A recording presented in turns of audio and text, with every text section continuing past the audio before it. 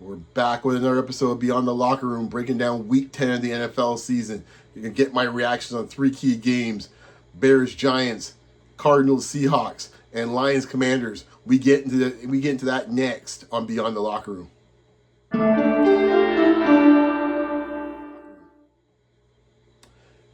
Thank you for coming back to the show. Appreciate it.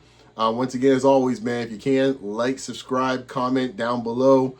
I always appreciate the comments and always appreciate the likes. And once again, join the family in this case as well. So let's get into this week's games and my thoughts on them. First thing, let's start with Giants Bears. You might think like, oh, the Giants. Why are we even discussing them? Well, here's why we're discussing them. Not much to do with the Giants themselves, but what's going on in Chicago, in the Windy City. And I think that's where I want to start because, as I said the last few weeks, this NFC North is a very intriguing, might be the best division of football. And once again, we saw a very, good game by Chicago, and Chicago starting to win games that for quite a few years they were not able to win. They're closing games out strong. We're slowly seeing the maturation of Caleb Williams before our eyes. And he and Johnson are starting to get on the same page. And this week was no different when it came down to it. They were down 17-10 going in the third quarter, and then the kind of TSN turning point happened. And that TSN turning point happened when Dart in this case got hurt. Unfortunately, he got a concussion. Hopefully, young man's going to be okay. He's off to a promising start for his career, so hopefully that won't be an issue. But things fell apart at that for the G-men.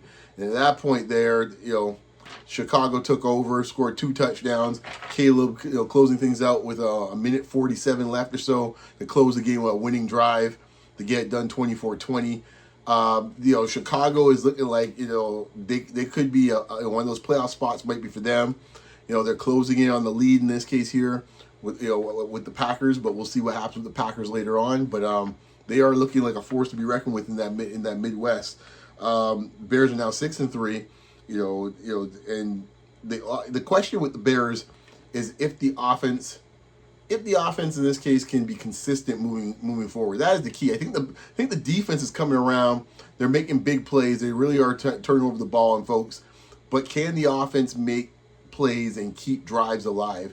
And that's it's all about the maturation of Williams, and he's coming around. He isn't there yet, but you're starting to see signs of it. And if you're a Bears fan, man, to have actually a competent quarterback play that a lot of franchises take for granted. You take Green Bay, for example. They're just so used to it after like 30 some odd years.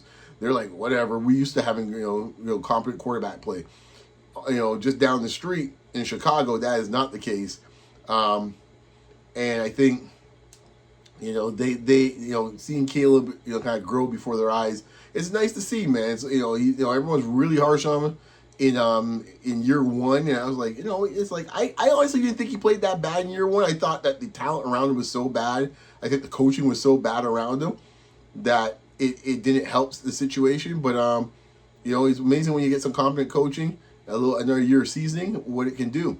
So good on the Bears, 6-3, and pretty much at the halfway point, and we'll see where things go from here for the boys from the midway. Game number 2. I've held off on talking about my beloved Seahawks for a while, but they are right now. They're looking like a team that can be very dangerous in the playoff mix. And I wasn't sure earlier in the year if it was for real. The stats, the analytic guys were telling me it was for real. I still wasn't sure when I was watching with my eyes, but this week it started coming all together the last couple of weeks. And I mean, they put 44 there on the Redbirds. I mean, obviously Brissett was in in for Kyler Murray, so that also impacts things. But the defense was all over him. The offensive line protection for the Cardinals has been rough. I'll say that in the last few weeks.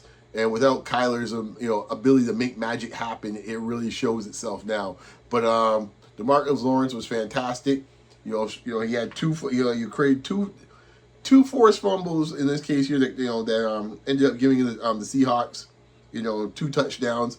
They were at 35-0 before you blinked after the first quarter. It was like, whoa, it wasn't much of a game. And on a side note, man, NFL, man, overall, it was a bit of a rough slate this week, man. I mean, those evening games were rough to watch. I'll just put it that way. Rough to watch. Broncos, Raiders, and then afterwards, some of the other games that they had, we'll get another one. It was an evening game as well, too. But overall, the Seahawks, Sam Darnold is, once again, the question on the quarterback play.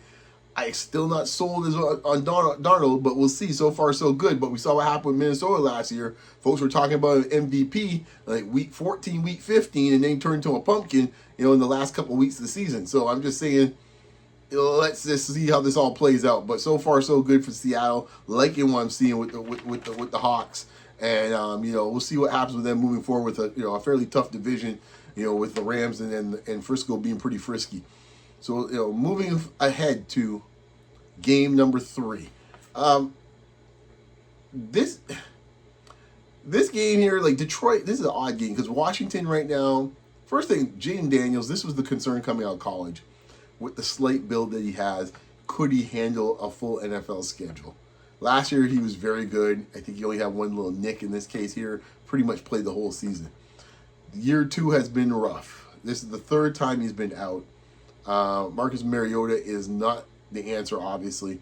And it's a shame because this is one of the teams I was looking forward to seeing what they would do, in year 2 with him. And obviously the NFL thought so too, as they've been in plenty of primetime games so far early in the season. And it's been disappointing that A, he's not able to play, and B, the results that Washington's been putting forward. So that is a shame what's going on there. Hopefully they get things turned around in the second half of the season. But that's kind of my little take on Washington. As for the other team that played on the other side of the ball, I've discussed a few times on the pod. The Lions, as always, they can put points up with the best of them, man. First 8 possessions, 8 straight possessions, they score a touchdown, which is they score in this case points on each one of them, which is crazy. 8 straight possessions, that's crazy. Where they score points, they should say on each one of the 8 drives. Detroit, Goff and the guys put up over 500 yards of total offense. That's crazy. As I said before, I'm not sure how much to take. It's kind of like Seattle's situation. When you have the injured quarterback on the other side, I'm not sure how much to take from it. I'm still not sold on the Detroit defense. I still think when they play better competition, there's going to be a problem for them. We'll see as we get, when their schedule tends to kind of take a turn in this case once Thanksgiving Day comes. So we'll see what happens Thanksgiving Day. And moving forward with them. But at the moment, they're at 6-3, I believe, and I think, they too have, they have a big hole when it comes to defense, and we'll find out what the story is with them when they play some of their rivals in the division later in the season. So that's where I see them at the moment. As I said before, Gibbs also too, just to check your 3 touchdowns. I thought he had 3, I wasn't sure, but he had 3 touchdowns. The running game looked pretty good. I think that the 2 running backs combined for 150 50 yards. Sorry, my apologies. Gibbs in this case with 3 touchdowns. The offense, pretty much was rolling. The running game started taking over in the second half of the game. And I think, when moving forward, I think Detroit is going to have to use that running game to keep control of the ball because they're going to keep their defense off the field. I'm not sure if that defense can hold up against better talent, so we'll see. Locker room takes. So this week on Locker Room Takes, one connects to the other. I mentioned it a couple weeks ago that I didn't think the Ravens were dead just yet. To my chagrin, I did not want them as a Steelers fan to be still with a pulse, but I knew better. And right on cue, they're 4-5 now, a game back of those said Steelers. Pittsburgh, man, I've never seen a team. Honestly, I don't remember the last time a team played such a bad game that was supposed to be a big game like that in a while. That was embarrassing. Sometimes you see a team where they get overwhelmed, and it's like they're just not talented enough to play with the other team. This was just pretty much guys like they forgot to play football. Guys were, we got Austin dropping passes and hitting in his hands and bouncing off him. We got, guys can't, deal with punt returns and fumbling it, kick returns. I mean, it was just bad, man. The defense gone, they're right back to where they were a couple, the last couple of weeks. I don't know what's going on there. I mean, the irony is the secondary, which has always been a bit of the weakness of the defense. I tell you that trade, man, at the beginning of the season, it's coming back possibly to haunt the Steelers, man. That secondary ain't saying a thing right now. All them boys back there, Porter, Slay, Ramsey. It's just, it ain't happening, folks. It ain't happening. And even in the front, to be honest with you, I can't play favorites. The front, the front four, the front, I should say the front three when it comes to Steelers, they're not getting any pressure, and and the linebackers aren't really getting as much pressure as you want at times. It's feast or famine. Let's put it that way. When they're on a game, and that's it. But it's not consistent. That's one thing the Steelers front line has been for I guess in this era with Watt. That even when the offense wasn't doing anything, the defense was consistent. Didn't matter who they played, they would keep you in the game. And all the offense had to do was like get 20 points, and they had a chance to win.